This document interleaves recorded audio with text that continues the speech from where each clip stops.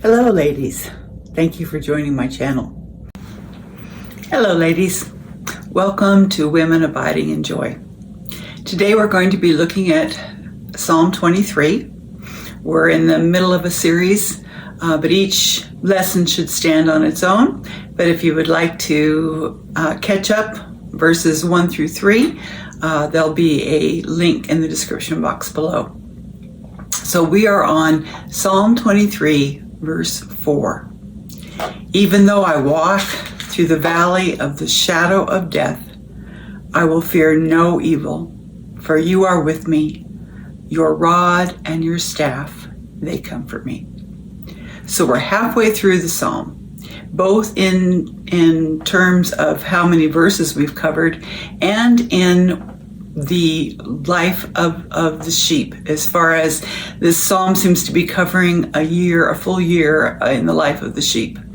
And we had the first 3 verses where David is bragging as if he's speaking to his neighboring sheep and saying, you should see the shepherd I've got, how he meets all of my needs. And so he is talking about the shepherd and saying he, as he talks about the shepherd. Now in verse 4, we've seen him talk now to the shepherd. Now he's talking about, you are with me, your rod and your staff, they comfort me. So it's gotten real personal at this point of the psalm. In the first 3 verses, it's as if the sheep are back home in the home ranch, and probably through the winter and spring months. And now it's time to go up through the valleys to better grazing land, to the summer lands, and get this personal time with the shepherd as he goes up there with them, where they have this time of months together, just the sheep and the shepherd. But notice they're going up through the valley. And the valley could be a very dangerous time. As they're going up the mountain through the valley, which is there are many reasons why the shepherd had to go through the valley, and that is because it was truly the easiest grade up the mountain for them. So he's picked it specifically for them. It's also where there is plenty of water, as the mountain streams, where the snow is melted and there's streams coming on down, and so there's plenty of water for the sheep. There's also plenty of grass because there's plenty of water. So he's going through the valleys to go up, but there's dangers, and one of them is that it is very dark, and sheep aren't very good at seeing in the dark. They're not like some animals that have good eyesight in the dark. Sheep don't do that. So they're really going to need to listen to the voice of the shepherd and stay near him. And there are the reason it's dark is when you're going up through the valley, there's these high cliffs on the side that can cast a deep shadow and make it very dark. It's also a place for predators to hide, whether you're talking about other animals or buzzards or lions, cougars, or the humankind of predators that they had to be concerned about. The shepherd has gone this way before. He knows the land. He knows if there comes up a sudden storm, where they should go and shelter in. He knows where there's poisonous weeds. He is an expert on this land, and now he is with the sheep as they are going up through the valley. The sheep will take comfort because the shepherd is with them, and David is saying even the use of his tools brings him comfort, his rod and his staff. So the shepherd's rod, what is that? Well, if you'll think of like a billy club, and he would have this with him at all times. When the shepherd boys are young, they would go out and pick a sapling and carve it so it fit their hands perfectly, and they would spend hours practicing throwing it for accuracy and speed. And then when there's a predator, they'd be able to just have this extension of their hand, and with like I say, great accuracy, they can scare wolf, sheep, whatever is the problem. Also, if the sheep get to wandering where they shouldn't be, getting close to poisonous weeds or getting too close to a cliff, he can use that not to hurt them, but to scare them and to get them to join back in with the flock. So the rod was a very important tool and very, very useful to the shepherd. And then the staff. Well, that's what we normally think of that goes along with the shepherd, that long stick with the rounded top that he can, like a walking stick that he would walk with and could lean on, and it's the most identifying feature of the shepherd. But it was also used for the sheep, where he could guide them and get them to stay together, and even lift the baby, the lambs, lift them up by the crook and hand it to the mother if the lamb had gotten away from the mom. And this way he wouldn't have the baby wouldn't have the scent of the shepherd's hands on it where she might reject it. So he would bring them together, and he would bring them closer to himself. So there were a lot of comfort in these tools, the rod and the staff. Another use of the rod was for examining the sheep. He would count the sheep with his rod, and then he would use it to go deep into that wool to be able to see the condition of the sheep that he might not be able to see by just looking. And so it was used for examining the sheep as well. And I think you can see all sorts of parallels with the human sheep as well.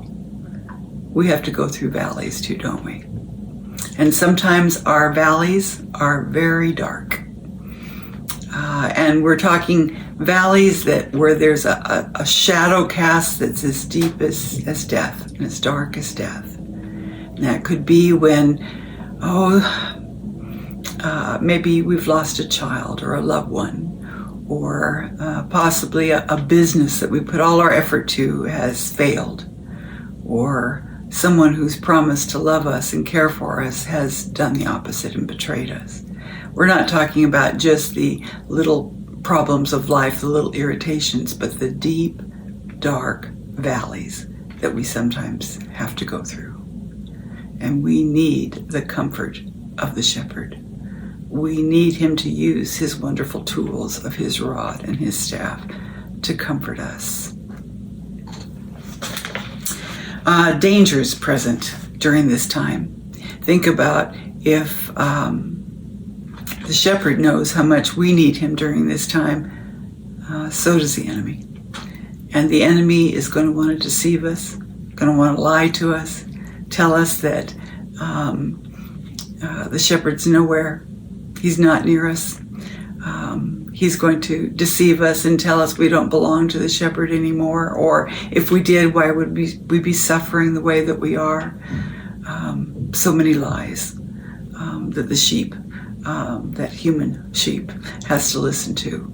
And so we need to draw close to our shepherd and know that he is available to us, and get that personal comfort that only he can provide.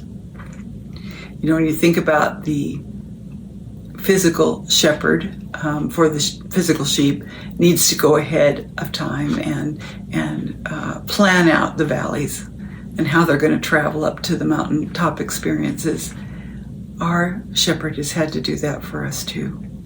He's had to walk this earth and suffer all of the things all the temptations, all the pain and anguish of being a human. Not only that, but he had to face death. Not only was it a shadow of death, but it was a reality. He had to die physically, and he had to die for us spiritually. And I can't even imagine the pain and suffering that our shepherd went through wearing the sins of the whole earth. I do not know what that would have been like for our sinless Lamb of God. I do not know what that would be like. But we can trust that our shepherd did do that. He went through it for us. Let's look at some scriptures about that. I wanted to think about in Psalms 23. There wouldn't be a Psalms 23 if there wasn't a Psalm 22. Listen to what he starts out with in Psalm 22:1. My God, why have you forsaken me? That's what is being quoted here by David, or being said by David, and would apply to David's situation, but it's also a prophecy, a messianic prophecy. It applies to the Savior. And I'm sure my God, why have you forsaken me, is something that we know was said on the cross. Jesus in his suffering said that on the cross. Later in this chapter 22, it talks about they've pierced my hands and my feet. They divide my garments among them, and my clothing they cast lot. So many years before Jesus' death, it was foretold what was going to happen to him. It was not an accident. No one took his life. He laid it down for the sheep. Even when the shadow became a reality, he went through it for us. He went through it for us so that we don't have to. Unless Jesus comes before our death, our physical death, we are going to suffer a physical death. But we don't have to suffer a spiritual death because of what Jesus did for us. In 1 Corinthians 15, starting at 54, it says, death is swallowed up in victory. O death, where is your victory? O death, where is your sting? The sting of death is sin, and the power of sin is the law. But thanks be to God, who gives us the victory through our Lord Jesus Christ. He completely paid the price for us, what we deserve.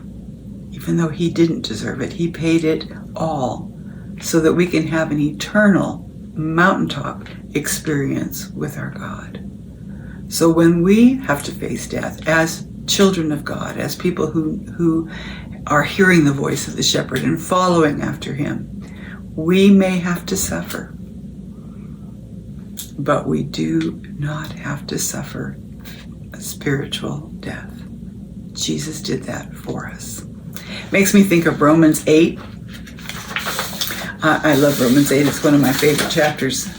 It starts out in verse 1. It says, there is therefore now no condemnation for those who are in Christ Jesus. I don't have to be afraid when death comes because I'm in Christ. And he's taken all of that away. He goes on to talk about this life, and he talks about the suffering that we may have to go through.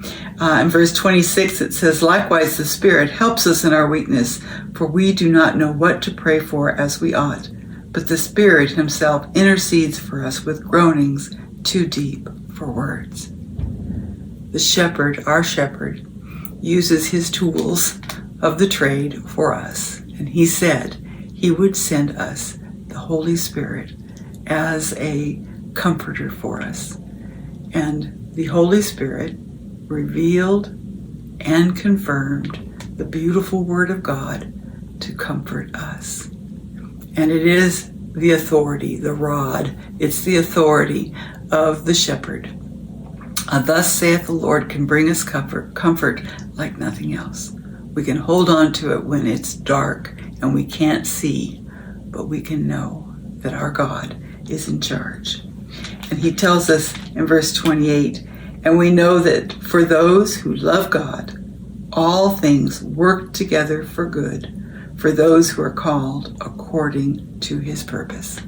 Whatever pain, whatever valley we need to go through, God said he can use it for our good, for his purpose. Then jumping down to verse 31. What then shall we say to these things? If God is for us, who can be against us? If he did not spare his own son, but gave him up for us all, how will he not also with him graciously give us all things? Who shall bring any charge against God's elect? It is God who justifies. Aren't those comforting words that we're receiving from the Spirit? Verse 37, jumping down now to verse 37. No, in all these things we are more than conquerors through him who loved us. For I am sure that neither death, nor life, nor angels, nor rulers, nor things present, nor things to come, nor powers, nor height, nor depth, nor anything else in all of the creation will be able to separate us from the love of God in Christ Jesus our Lord. So we will have trials in this life. But let's remember that our trials are to bring us up through the valley to a mountaintop experience with our Lord.